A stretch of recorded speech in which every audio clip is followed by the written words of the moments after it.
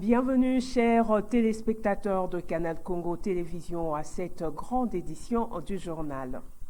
La République démocratique du Congo n'est pas concernée par l'embargo sur les armes. C'est ce qu'a indiqué le chef de la délégation du Conseil de sécurité de l'ONU, Michel Xavier Bieng, au sortir de l'audience leur accordée par le président du Sénat, Modeste Bahati Lukwebo, ce mercredi 9 novembre 2022. Suivez. Cet embargo concerne exclusivement les groupes armés. En ce qui concerne le gouvernement de la RDC, il n'est pas concerné par l'embargo sur les armes, et juste assorti d'une obligation de notification qui d'ailleurs ne concerne pas le gouvernement mais concerne les partenaires avec lesquels la RDC peut travailler. Donc nous avons eu un échange très productif, très constructif avec le président. L'objectif de notre mission est clair. Nous sommes sur le terrain pour avoir toutes les informations relatives à l'interdiction qui frappe les groupes armés concernant les armes, concernant les munitions, concernant le recrutement des combattants. Nous sommes là pour prendre toutes les informations concernant les questions d'abus sexuels, et nous allons rencontrer l'ensemble des partenaires. Ce qui est important pour nous, c'est d'avoir des informations actualisées et les mettre à la disposition du Conseil de sécurité et tous les autres agences compétentes des Nations Unies pour que en temps voulu, n'est-ce pas, que les décisions puissent être prises de façon éclairée en connaissant exactement ce qui se passe sur le terrain. Et puis les élus du peuple ont examiné et voté à l'unanimité le projet de recommandation portant interdiction de brasser, mixer et d'intégrer les groupes armés au sein de l'armée, de la police nationale et tout autre service. Edi Kabea et Bob Zamba.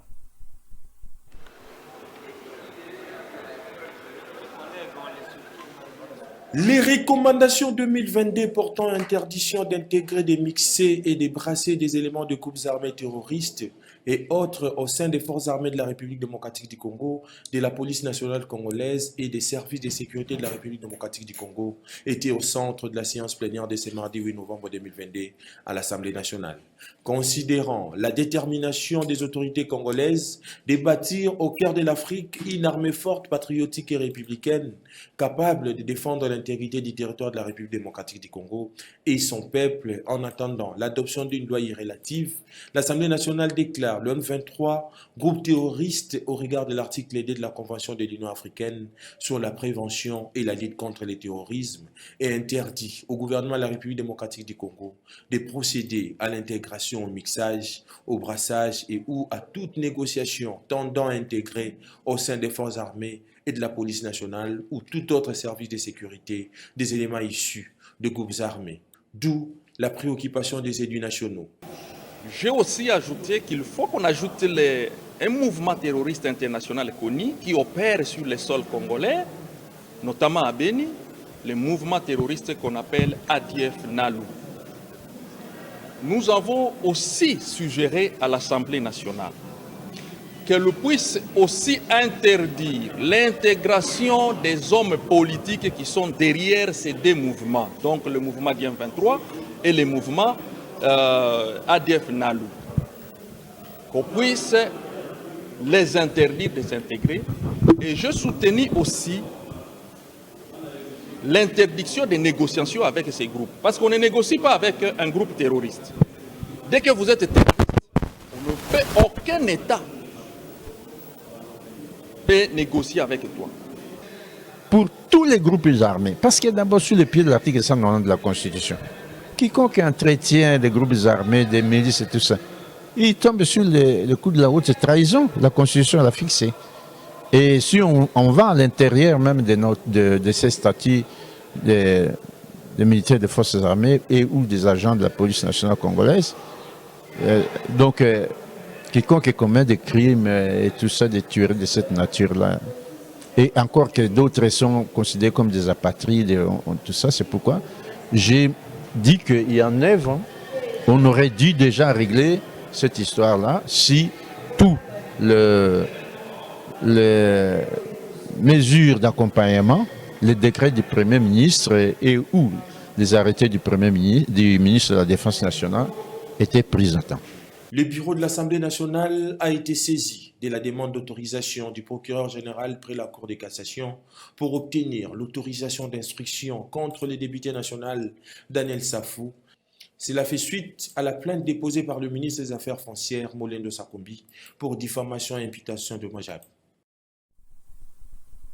De son côté, Prince Epenge, cadre de la plateforme politique Lamouka, salue la recommandation de l'Assemblée nationale interdisant les mixages, brassages et réintégration au sein des FARDC et de la police. Prince Epenge a été joint au téléphone par Maxime Matabou. L'initiative populaire, vous savez que la principale faiblesse actuelle de notre armée est l'infiltration. Et cette infiltration a eu lieu par bien des manières. Et la principale manière, la principale voie par laquelle l'armée congolaise a été infiltrée, était pendant les différentes opérations, des brassages, des mixages, des colmatages, des rassemblages, et différents éléments utiles de différents groupes d'armées qui ont décimé l'Est du Congo pendant 25 ans maintenant. Ce qui fait qu'aujourd'hui, au sein de l'armée, on a des gens qui sont rwandais, ougandais, burundais, mais qui se font appeler congolais parce que la méthode de recrutement, le mode de recrutement, et la manière dont ils ont reçu la formation, leur nationalité était dupée. Et donc, nous sommes très contents aujourd'hui. Les gens aient compris ce qu'on a toujours dit. Il faut que l'armée congolaise puisse exercer, chasser tous ces gens-là. Donc nous disons, nous encourageons les députés à poursuivre de ce point-là. Il fallait à tout prix interdire à tous ces groupes d'armées-là d'intégrer l'armée. L'armée, c'est un métier noble. L'armée, c'est, au sein de l'armée, nous devons avoir les meilleurs d'entre nous, les meilleurs des Congolais. On ne peut pas nous prendre des Ougandais, des Rwandais, des Burundais, on peut prendre des bandits, des groupes d'armée, on les met dans l'armée au nom des brassages, de la paix, Agression de la RDC dans sa partie est par les terroristes du 1-23 soutenus par le Rwanda. Le président de l'Union de Républicains et Ali Norbert Louyeye appelle à l'implication de l'accord cadre d'Addis Abeba signé le 24 février 2013 pour mettre fin à cette agression et occupation. Gisèle Etoko et Yves Lechouangué. Chers compatriotes, pour mettre fin à l'agression et à l'occupation de notre pays, cela exige un sursaut patriotique. Pour Norbert Louyeye, président de l'Union des Républicains et Alliés, la cause principale de l'agression et l'occupation de notre pays est due à la conquête de nos ressources naturelles. Outre cela, la non-application des accords secrets et des coopérations. Et pour mettre fin à cette agression et l'occupation, l'Union des Républicains recommande l'application de l'accord cadre d'Addis Abeba, signé le 24 février 2013. Pour mettre fin à l'agression et à l'occupation de notre pays, cela exige un sursaut patriotique. Nous ne pouvons pas poursuivre des lièvres à la fois. D'un côté, nous occuper de Gagamé et de Museveni. De l'autre, de Félix Tshilombo, la non-application de l'accord cadre d'Addis Abeba signé le 24 février 2013. À son avènement, Félix Tshilombo l'a reconnu et mis en place un mécanisme de suivi du dit accord. Une autre cause de cette guerre est également l'entrée en scène de Museveni. Une autre cause de cette guerre, c'est le mécontentement de la classe politique et de la communauté internationale au processus électoral. Pour l'UR, il faut avant tout mettre fin à l'occupation de notre pays. C'est après cet impératif sacré que nous allons penser à l'organisation des élections, car cela, dit Norbert Luyeye, est une obligation constitutionnelle et non la conviction ni la volonté d'un individu. Étant un pays agressé et occupé, nous ne pouvons pas envisager la lutte pacifique des marches ou villes mortes. Étant un droit légitime pour nous de nous libérer, nous devons aussi utiliser les mêmes méthodes et systèmes pour faire face à ces agresseurs et occupants de notre pays. La voie pacifique n'a aucun sens devant celui qui utilise la violence et a pris les armes et les machettes pour nous massacrer. Il est connu de tous que la cause principale de l'agression et de l'occupation de notre pays est due à la conquête de nos ressources naturelles que le Seigneur Dieu Tout-Puissant nous a léguées. Les agresseurs et occupants ont mis en place un système de nous appauvrir davantage pour développer leur pays. En effet, ce système est soutenu par un lobbying au sein de la communauté internationale qui utilise le Rwanda et l'Ouganda de jouer le rôle des chiens de garde pour notre pays. Avec cette situation, nous pensons que les Congolais qui cherchent le pouvoir à l'extérieur de leur pays, particulièrement au Rwanda et en Ouganda, doivent tirer toutes les conséquences.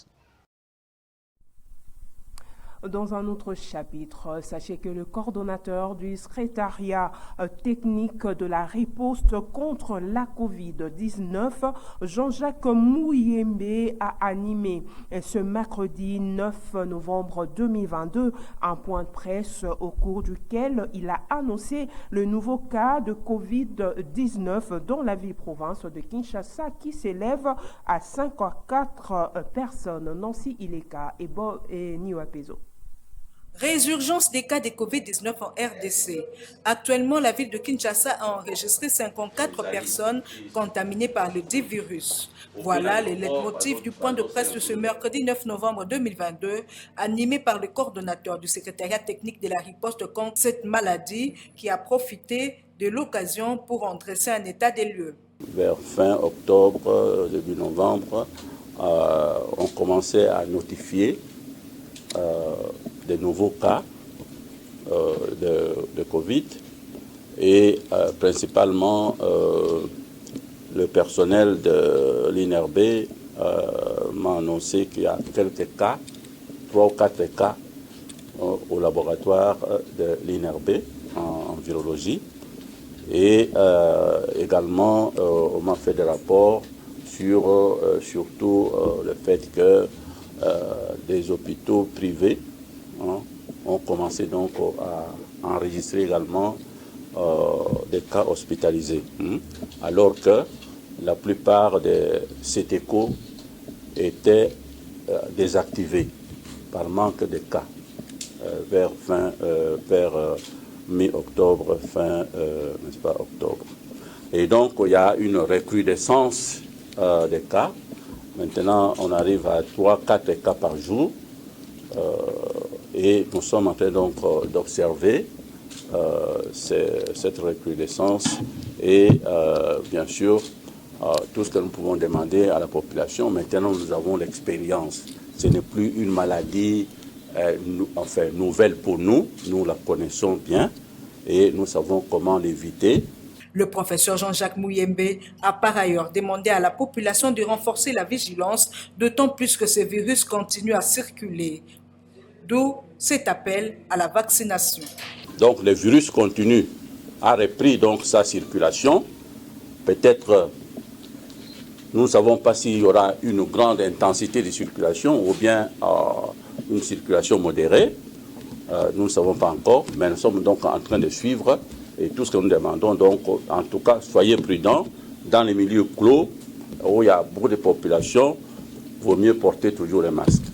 Donc nous insistons particulièrement, la vaccination c'est pour tout le monde, mais particulièrement pour les personnes donc, âgées et avec comorbidité. COP27, finance, climat, le Premier ministre Jean-Michel Sama-Lukonde appelle les pays pollueurs à respecter leur engagement climatique. Doudou Montiri et Nancy Ileka. Donc, à l'action unifiée pour concrétiser ce qu'on a convenu à Glasgow. Mesdames et messieurs, il a été scientifiquement prouvé que les forêts du bassin du Congo, au regard de leur capacité d'absorption de carbone, constituent désormais le premier poumon de l'humanité, dont il va falloir dès à présent renforcer la préservation, la protection et la restauration. Le chef gouvernement de la République démocratique du Congo a appelé le mardi 8 novembre 2022 les dirigeants mondiaux réunis au segment de haut niveau à la COP27 à tenir et respecter leur engagement de la finance climatique souscrit l'année dernière à Glasgow. Jean-Michel Sama-Lukonde Kyenge, qui représentait le chef de l'État Félix-Antoine Tshisekedi à ce segment de haut niveau consacré à la déclaration des États, s'est apaisanti sur le rôle que la RDC devra jouer à travers ses ressources environnementales en faveur de l'humanité entière. Ces services écosystémiques méritent des droits de compensation au prorata de leur valeur et contribution dans la lutte contre le changement climatique. 268 millions d'hectares. Ainsi, le chef du gouvernement congolais a relevé les efforts fournis par la RDC pour préserver ses ressources environnementales tout en maintenant l'idéal de la recherche du bien-être de sa population. Sama-Lukonde a également mis une emphase sur les actions destructrices des ressources du pays par le fait notamment de l'état d'insécurité occasionné par l'activisme terroriste entretenu par un pays voisin dont le Rwanda. Il a attiré l'attention des dirigeants sur la nécessité de dénoncer cette agression visible. La RDC, qui est un pays solution au changement climatique, ne ménagera aucun effort pour défendre son intégrité territoriale et aussi protéger ses ressources. Par ailleurs, le Premier ministre Sama-Lukonde a fait remarquer l'urgence de la standardisation du prix des carbone en vue de faciliter les pays moins développés qui apportent une contribution dans la lutte contre le changement climatique de pouvoir prendre en charge des projets d'adaptation. La 27e conférence des partis sur le changement climatique COP27 se tient dans la ville égyptienne de Sharm el-Sheikh. 2 semaines, soit du 6 au 18 novembre 2022, les dirigeants mondiaux et des gouvernements, les délégués de la société civile vont tenter de mettre en œuvre les différents engagements pour sauver la planète.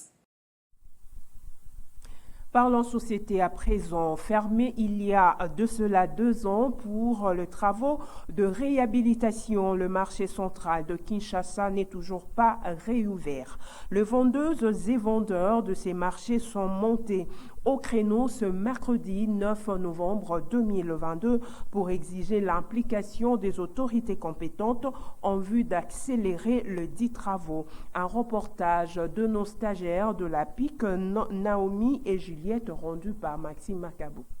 2 ans après que le gouverneur de la ville de Kinshasa ait décidé de la réhabilitation du marché central de Kinshasa, appelé Commune Mazando, rien de concret est fait jusque-là. Les travaux évoluent à pas de tortilles, d'où l'inquiétude de commerçantes et commerçants du marché qui ont été appelés à étaler leurs marchandises dans des marchés de circonstances. Ces derniers crient à la mévente, aussi aux mauvaises conditions de travail. Ainsi lancent-ils un SOS aux autorités compétentes pour que les travaux s'accélèrent.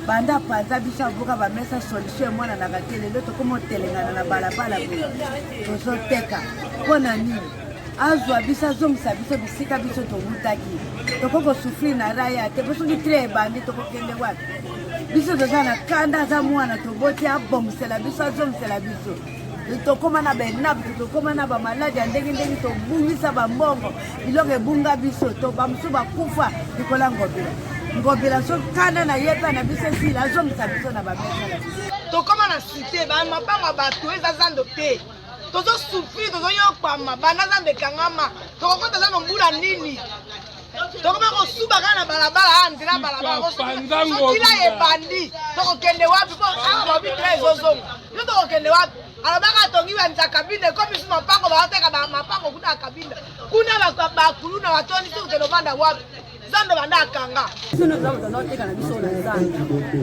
ngobia era ye abuki zando tokomi wapi tokomi libanda barai tokoteka ya zando na koteka ya cité eza difficile parce que bato bauta na nord na sud na est bazoya na zando baosomba bilo banda tokoma na biso na rai mpo na biso susi bozongisela biso zando wana kotekala bamesa na biso tofutaka baita tofutaka yango wana mpona bozongisa na zando po social ebeba neti ngai nalela nanga kolia soki bandi kolia papa mpo na ngai na yo libela. Espérons que ces cris de détresse des vendeuses du marché central retiendra l'attention des autorités compétentes pour une solution rapide. Une page noire dans ce journal avant de nous séparer. La presse congolaise en deuil. Le journaliste Luc Mikomo Kabungatre n'est plus. Il a tiré sa révérence ce mercredi 9 novembre 2022 à Kinshasa suite à une maladie. Luc Kabungatre était ancien directeur des informations de Raga Télévision, aussi de Congo Web Télévision. En attendant le programme des obsèques, son corps est gardé à l'hôpital du Cinquantenaire. Que son âme repose en paix. C'est par cette page noire que nous mettons un terme à cette grande édition du journal. Mesdames, Messieurs, merci de l'attention accordée. Au revoir.